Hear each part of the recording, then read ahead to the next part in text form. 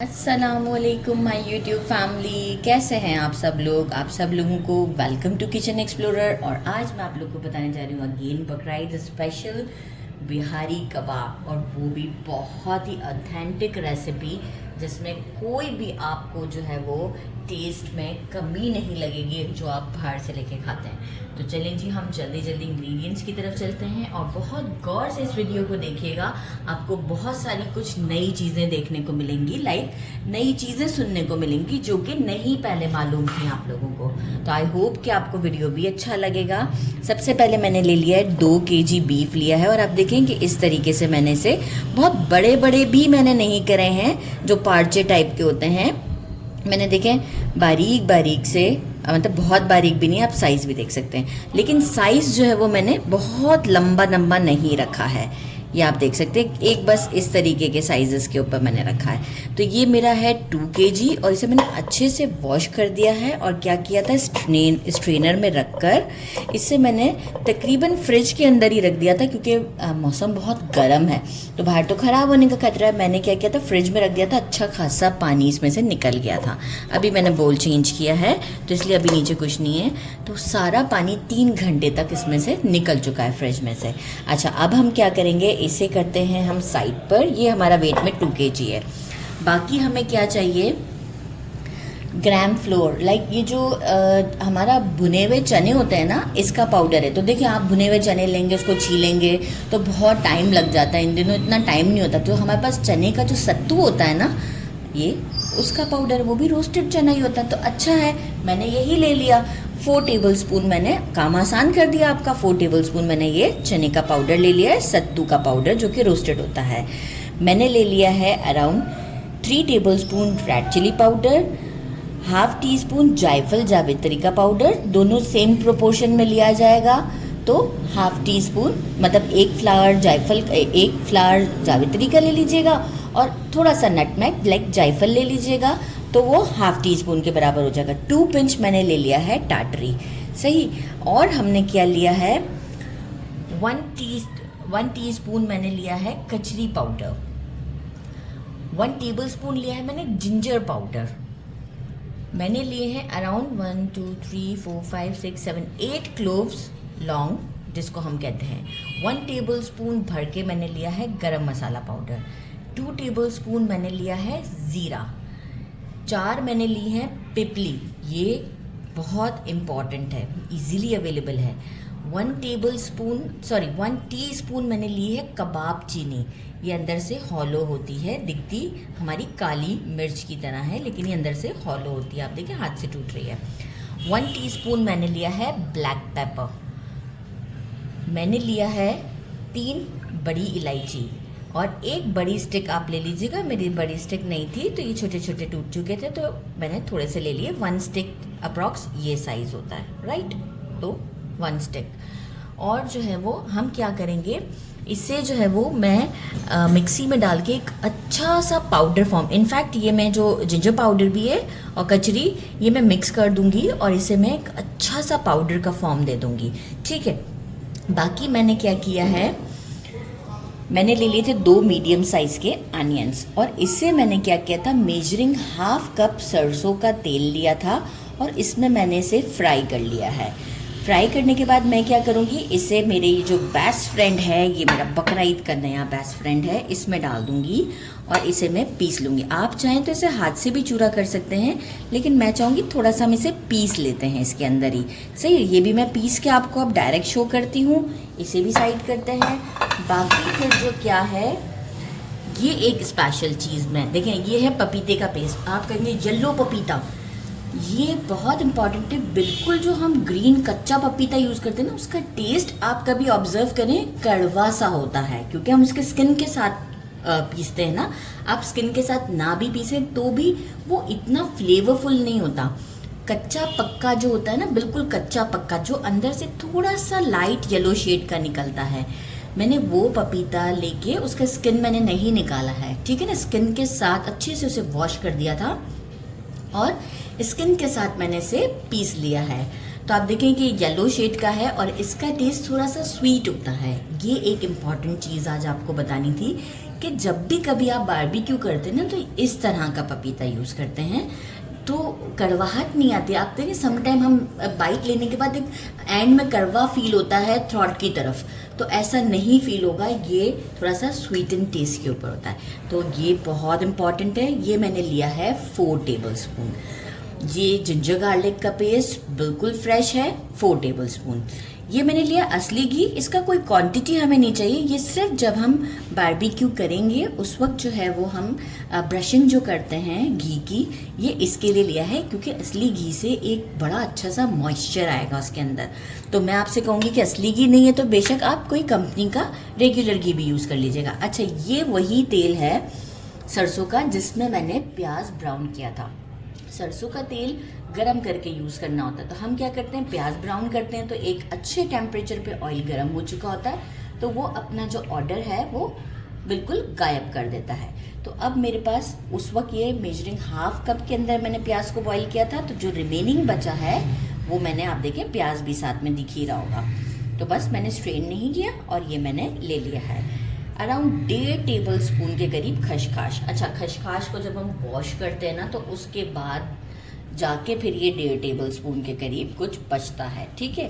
मतलब आप अच्छी क्वांटिटी में लीजिएगा कि 1.5 टेबलस्पून के करीब आपके पास खसखस होना चाहिए। वॉश करना तो अल्हम्दुलिल्लाह सबको आता होगा, नहीं आता तो कमेंट में बता दीजिएगा, एक अच्छा वीडियो वॉश करने का भी मैं आपको बता दूंगी।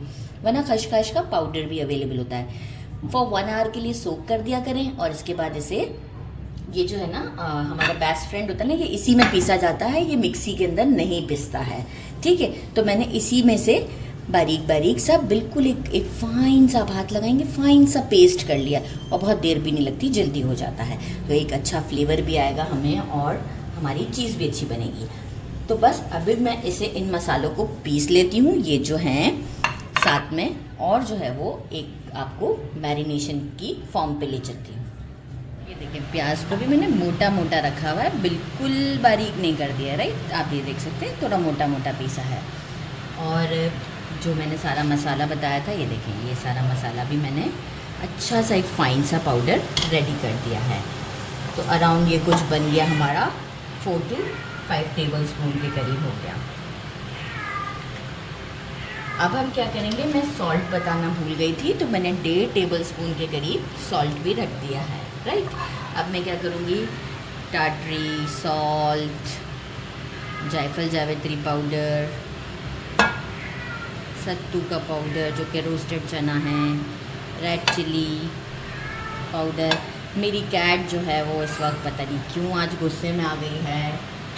मेरे पास पैट्स हैं तो वो पैट्स कभी कभी ईद के दिनों में गुस्से में आ जाते हैं। अच्छा, अब हम क्या करेंगे, ये मैंने खसखस जो पीस के रखी थी, ये वो है सारी। अच्छा, हम डायरेक्ट गोश्त के ऊपर नहीं लगाएंगे, क्योंकि जो है वो हमें जो है वो पहले मसाले को मिक्स कर लेना चाहिए। वही जो सरसों का तेल जो मैंने यूज़ किया था प्याज ब्राउन करने में, पपाया पेस्ट, कलर देखें कितना अच्छा है, जिंजर गार्लिक पेस्ट। अभी सिर्फ मैंने रोक दिया तो क्या चीज़, असली घी रोक दिया है। अब मैं इन सबको एक अच्छा सा मिक्स दूंगी।